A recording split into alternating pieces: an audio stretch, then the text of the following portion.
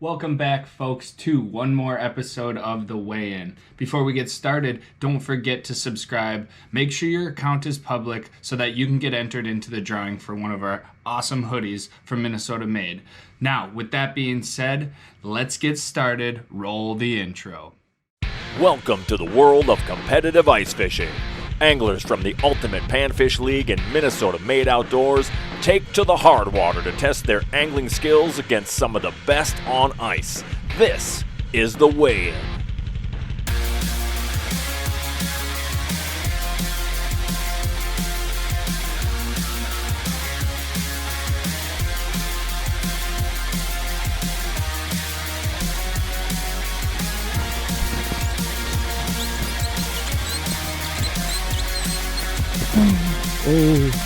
Oh, that is a beauty. Stay on, baby. Oh, got him. Ooh, needed that. Ooh, just look at those fish. Oh my gosh. Minnesota Made Outdoors presents The Weigh-In. Brought to you by Dan Rawlings Real Estate. Also brought to you by Thunderstruck Exteriors. We're back with episode 4 of The Weigh-In. I am Tony Dahlberg, the real Tone D, your host. It was a great event for the Minnesota Made guys over on Cross Lake. We did have quite a little break, 2 weeks I believe it was, but the UPL guys were over there on Green Lake and they put on quite the show. They had a month-long break, so they had a good amount of time to put some work in on the ice, and it definitely showed. You're not going to want to miss what's coming here in these interviews. So with that being said, we've got interviews from the champs for both leagues. We've got Dale Luganbill with Full Scale Outdoors giving us the Laker Breaker once again. And being that this is the last event, Gordy will not be joining us this time. Hopefully you guys were able to capitalize on some of his picks and win a little bit of money. Maybe. Anyways, let's jump right into it. We've got the Minnesota Made guys talking with Dale this time because our usual interview host, Paul Gazzoni, was on the top 3. He was on the podium with his partner, Evan. So we're going to jump right into it with interviews. We're going to start with the Minnesota Made guys. We got the top 3 right in a row here, and then we'll jump right into the UPL. Let's hear what they have to say. Last event of the season, you guys did well. And I think you guys beat us every event this year, and I know why. Karma's a real thing. You remember our multiple times you would like give advice or like, well, I think this. I'm like, oh really? Is that what number 14 thinks? Is that what number 14? Because it came in second last year, it means nothing. Well, yeah, I don't know if I gave you any bad advice, but no, it was all solid advice. I just like to mock you. Yeah, that's what you get.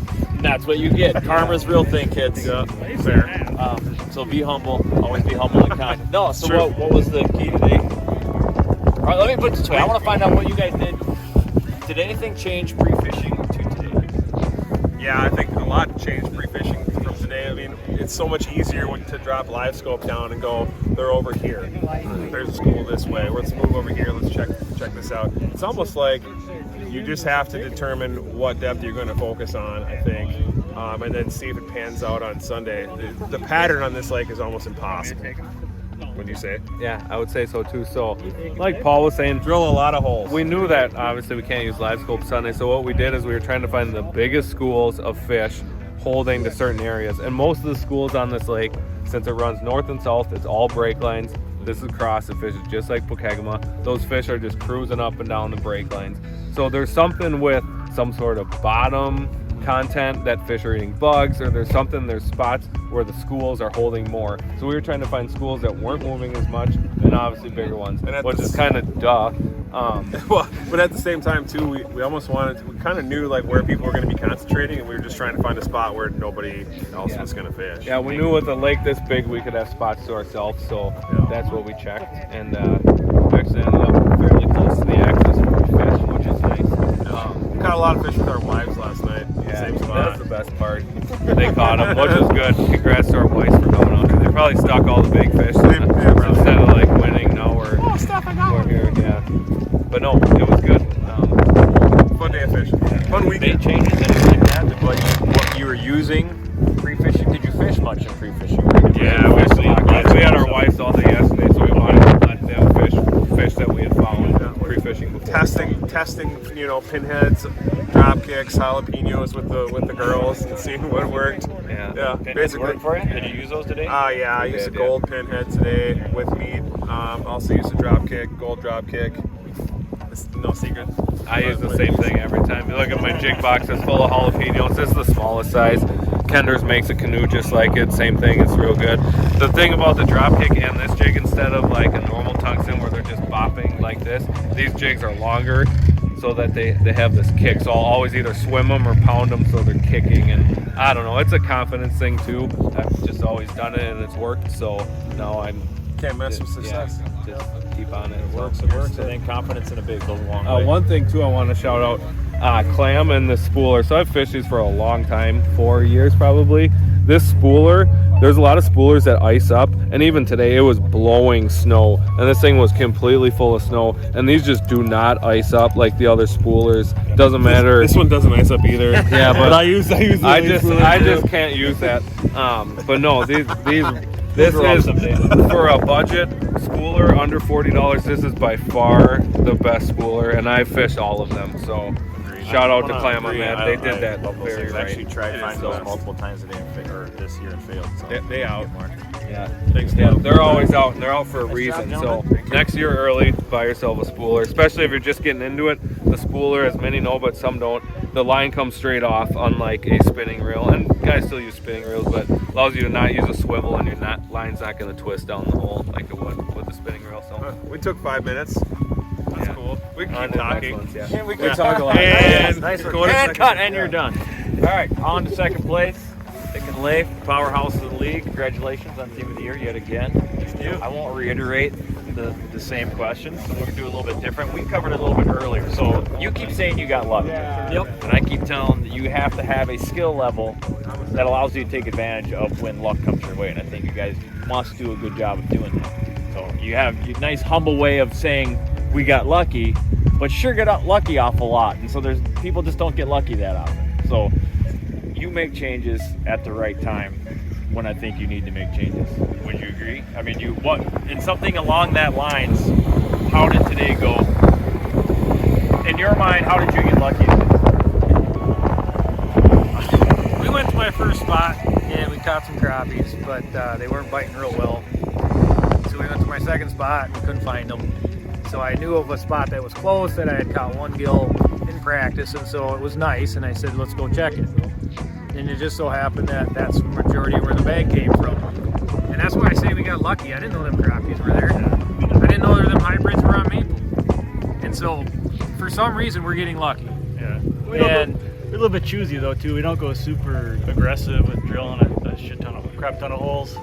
We'll drill a few, and if it isn't enough, we'll drill more. But yeah, you get lucky because the schools roam so fast around here, and if you land on them, you'll throw a pile of fish on the ice.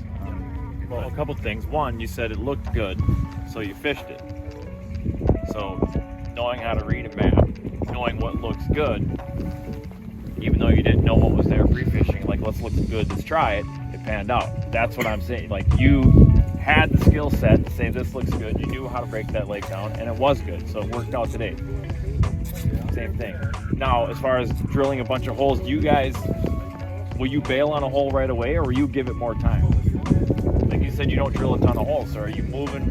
Did you move a lot today, or did you like give a hole a little bit because there were so many roamers around and see if something showed up? So I think a lot of teams are doing different stuff. There was some kind of sit and camp teams today, and there were some teams that were just on the move. I'm one of those. I had my running shoes on. We don't linger for too long. Okay. I mean, yeah, if there's ones or twos, we'll go down there and fish it for a little bit, but we don't spend. I did notice that when you guys were fishing fairly close to us, that you were drilling pretty far apart. Yeah, we didn't want to. If you drilled holes close, the whole school is just leaving. So, and for us anyway.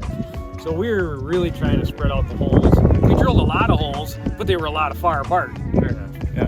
And if you did drop down on the school, it was fun. That's pretty good. Pretty good info. All right, thanks, fellas. Congratulations on second place. Thank you. Congratulations Thank you on so Team much, of the Year. Thorn Brothers, for them custom rods. Yeah, I'm really that's excited awesome. to try it out. So appreciate it. Thank you very much. All right. chance. Yeah, wherever. What's your good side? We need your good side.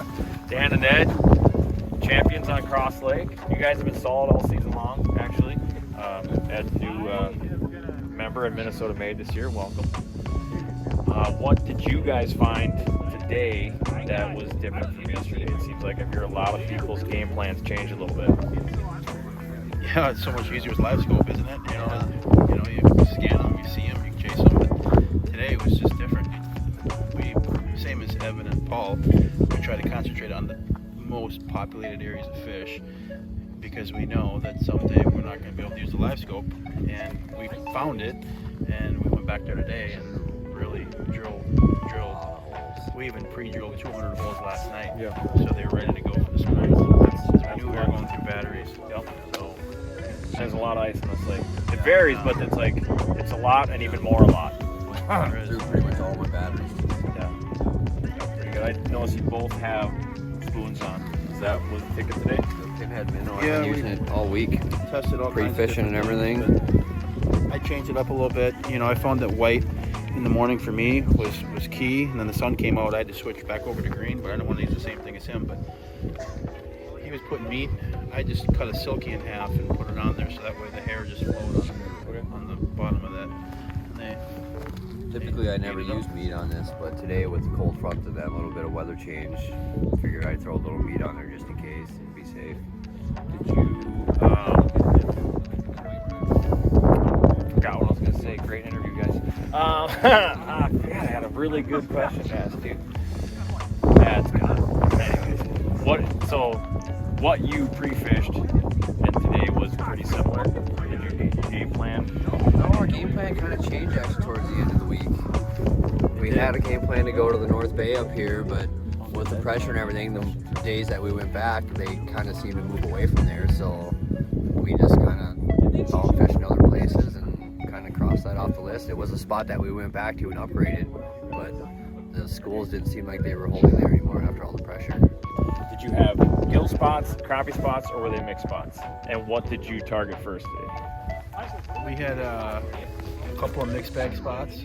We had a couple of only crappie spots, and we knew the gills were going to be tough, so we said, all right, we're going mixed bag no matter what, and then we're going to go upgrade to crappies after that, and that's what we did. And we upgraded every single spot we went to. We upgraded. But yeah, it wasn't as easy as it was pre-fishing. It was different today. Sounds like you guys had a plan, worked that plan, and it worked out. First place. Well done, guys. Yeah, thank you. We just finished our final event of the season on Green Lake, and Green Lake showed its colors in a lot of great ways. A bunch of records broken. You're going to hear about some of them. Biggest sunfish ever caught. Almost the biggest crappie. You'll see. Biggest bag. But it was interesting. We talked at the beginning of the day about how this lake was going to shape up. Our prediction where we're going to see some big bags and we're going to see some teams that struggled. Fortunately or unfortunately, that's what happened today. We had teams that got big bags and teams that had 3 pounds or 2 pounds or 4 pounds. So we got the top 3 teams here today. We're going to start off with Ben and Colby. Teaser, before I say this, you are talking now to the UPL champions. They earned enough points to win Team of the Year after this event. So we'll formally announce that on Facebook. And we do a year-end get-together where they'll get nice plaques and all that stuff and brand new Corvettes.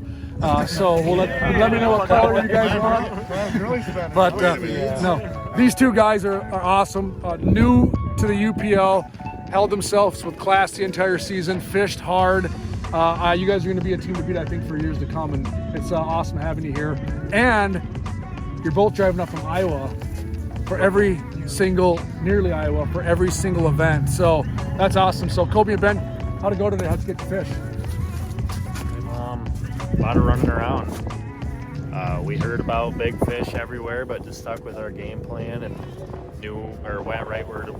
Yeah, we fished a spot that had been really pressured, honestly. We're used to that, fish Okoboji religiously. So we went in there and just decided to kind of gamble on we'd be able to get on a bite, and we did. Could have used a few of the real big ones. Colby got one out of there. I think there was some more. Yeah. No, just fish small like we always do, and that's seemed to work out. You got that big one with you there? Show the audience here. you'll see another big one too. Everybody's running for their pails now. So this is what we're talking about. Yeah, that won't even fit on the smoker. That was what, 1.935. I would like that in some of our bass tournaments. So awesome job, guys. How'd you catch them today? Would you guys use plastics? No, a mixture. Fish more meat than plastics, but tiny. 3 mils, pink and Wonder Bread. Oh boy. Yep. 3 mils, dang it, we didn't do that today. I was 4 milling it up. Darn it. Nice job. Nice job. Congratulations on a great year and getting crowned team of the year as well. Nice job. Second place today, Rob and Juan. I've known these guys for a while. I actually fished with Rob. We fished a week or so back. That was a blast. Yeah, I watched him pound on a bunch of fish right in front of me, so I know this guy can fish. And of course, you showed today, Juan, the verdict's out. But no, just kidding. Known Juan for a long time. And you're going to see a big one in their bucket too. How'd you guys catch him? And definitely show that brute off. We went down in the corner, sat in some weeds, fished one spot all day, drilled probably like 6 holes, sat on those 6 holes and just waited it out. Had 5 fish in the bucket in the first hour, didn't get our last fish until 1:35. So it was a grind and caught some bluegills in between and threw them in the bucket, decided to sort those and stay in the big crappies. Yeah. So 3 mil, pink, with a waxy smushed hanging off the back, getting it to float. The waxy smush. We also didn't do that. Now, why don't you tell me about the waxy smush? Oh yeah, you got to see this moose. This is the second biggest crappie in UPL history. I think it's the brother of the one that Kobe and look at that beast. Just an absolute megamouth. Get a little profile action. Look at the back. Look at the shoulders on that thing. It's bigger than my face. Yeah. He's a horse fist. Nice fish. Awesome. Good job, guys. Congrats. Nice job. Mono. Nice job. Sorry. A little fish line for you, bud. Perfect. It's worth it when you get a fish like that. And these boys here, obviously, you know, if you watch the live feed, they brought it. They broke our all-time UPL record, which many thought would never get broken today. I don't know. What did you guys have? Just shy of the UPL record. You guys had a little over 14 pounds. And the consistency was amazing. 14.135, which is an all-time UPL record. We're gonna have a heck of a time, in my opinion, beating that again. I'm gonna do my best to find lakes that hopefully you can do it. But wow, I don't know, guys. Talk to the crowd. How'd it go today? It went pretty well. We had some deeper fish that we knew, and we weren't sure. We saw some holes where people were poking around a little bit, but I think the one spots we had were pretty quiet. And we did a milk run yesterday evening, and only one of them held any real numbers. So we that wrote the story for our morning. And we got there, and they were 10 feet from where I left them, and we had our 14, 15 nice crappies in half hour, and we went and scratched it out for. We had trouble with gills. We started off real small, and then we moved a few spots, and we were, we had 6 before I got 1. Yeah, and Stuart got he got the 2 biggest ones out again, so we got some upgrades there, and then we decided around noon to go back and beat up on the crappies a little bit more, and they were still there and still going, and we got some upgrades there too. It's a good day when you're culling 13-inch plus crappies and, shedding a tear to let them go, but we can only keep so many, so yeah, it was hard work. Yeah, we So when you walked on the ice this morning, or took your quad on the ice, do you think you were going to put a bait like that on the scales? I heard rumors. We heard rumors all week of guys. I was getting inundated with pictures of. I saw. They were the biggest of the year for us, and then Yep, end on a good note. Well, you end on a great note. Yeah, no, I was surprised. Yeah, even some of the locals came on here. I don't know if you heard someone talking to us over here. They're saying you didn't even see the big gills this lake could produce. Yeah. They watched all these fish, and I they believe said. that. I caught one last week. I think it was over. But you put. We had trouble weighing the fish on our scale. It was hard to start sorting and stuff at that level. So I wasn't sure what the weight was. I was real surprised. Yeah, we didn't try to total it. We didn't try to add it up. They were consistently heavy. Yeah, absolutely. Unbelievable bag. And you put 60 anglers on a lake like this. We always joke about Thane and I and pre-fishing. If we caught the fish, we caught pre-fishing. Guys always send me pictures of, look at this bluegill, 1.1. Look at this crappie, 15-incher. It's like, geez, we got here this morning like we're as anxious as you guys for these big bags to come in. And then when we're seeing 9s and 8s, and then you guys brought that mega, we're like, oh boy, and then That's fishing, right? But you guys are also good at catching these fish. I'll tell you what, it's unbelievable how good the anglers are in this league. And, you know, you guys put yourselves on a lake like this. I was shocked at how small it fished, to be honest. I did a lap, and I drove all the way to the north, and I'm like, where's everybody? And I looked to the left, and there was like 12 teams. Then you went down this way, and it's like 8 teams. So as big as this lake is, you know, I see why people struggle on green, because I had multiple messages from people outside the league saying, why would you go there? Like, you can't, it's hard to catch fish. When we first showed up, we drove around a little bit, and there was no village really. It was so sporadic. It was like you're scratching a lot. Yeah. Once you depth shade the 40 and 50 stuff out, there's not very much. It slows down. It's good advice Map for it, next yeah. year. I'll remember that. Yeah. Tried that. Well, guys, congratulations. Thank you very much. Nice job. All of you, great job. Great way to end the season. Yeah. A lot of fun. Thank you. You got We it. could just take back Big Marine. Take back Big Marine. No kidding, please. 25th place. Yeah, but then we'd probably have to take back that Yeah, award then you you won would get the earlier. relevant award. Then that's true. Yeah. So, I'd almost give it up for sure. Yeah, if you look at that, we were what, 25th at Big Green? We were 22nd at Big Green. yeah. Oh, wow. And then look at this fish. Yeah. Nice job, guys. Enjoy it.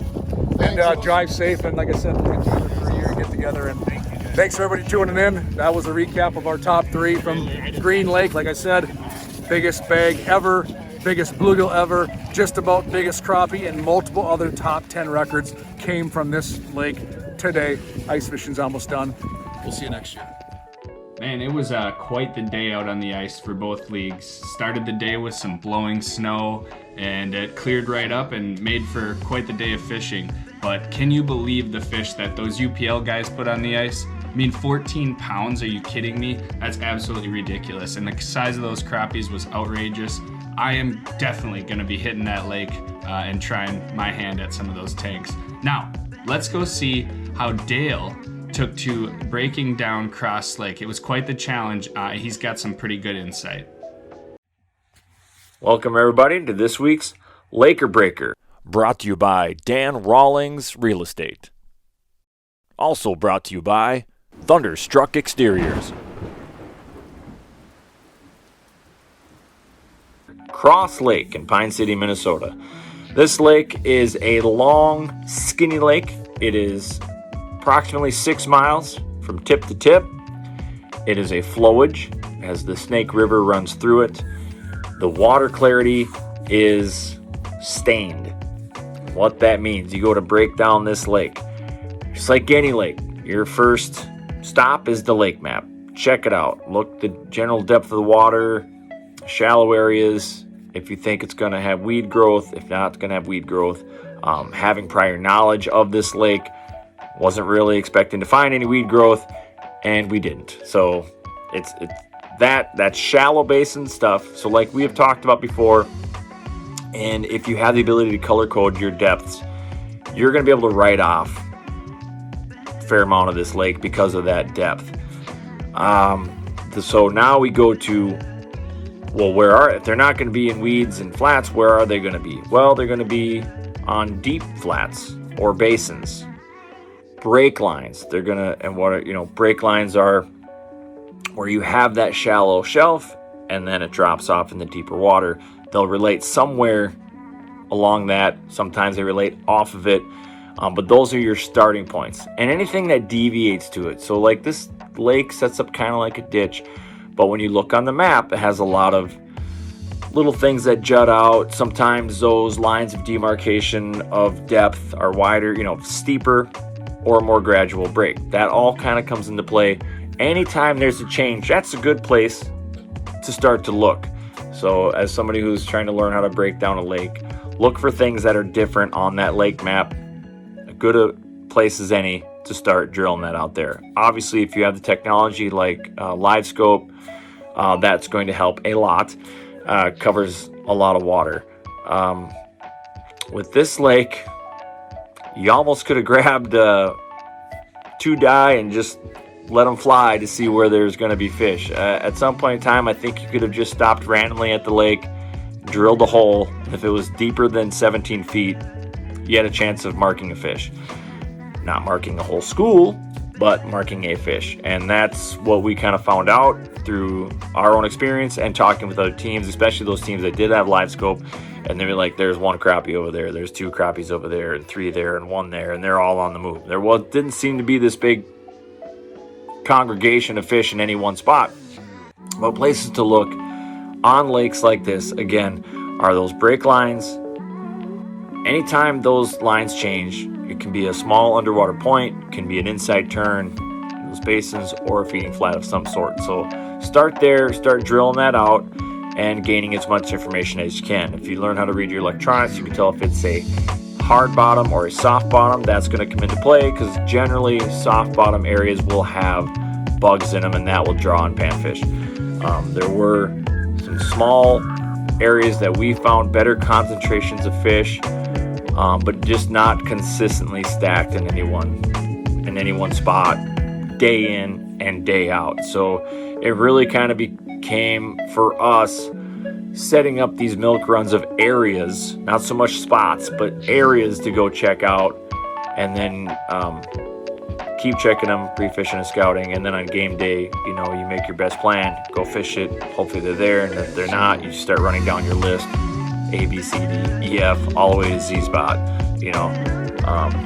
That's basically how you break this lake down. This is a good lake that really forces you don't have to worry about like using a camera and finding weeds and stuff like that. This is a good lake for just learning how to read a lake map as it refers to contours. That was, so you have your basin fish that kind of just roam that bowl, and then you have fish that relate to those break lines, and they're just running up and down that break line. Color coding comes in again. You're going to find, as you fish, as you scan it, you're going to find a sweet spot where you see more fish in a certain depth range. And again, like we've talked in earlier episodes, you can then narrow down your search and help you more effectively break that lake down.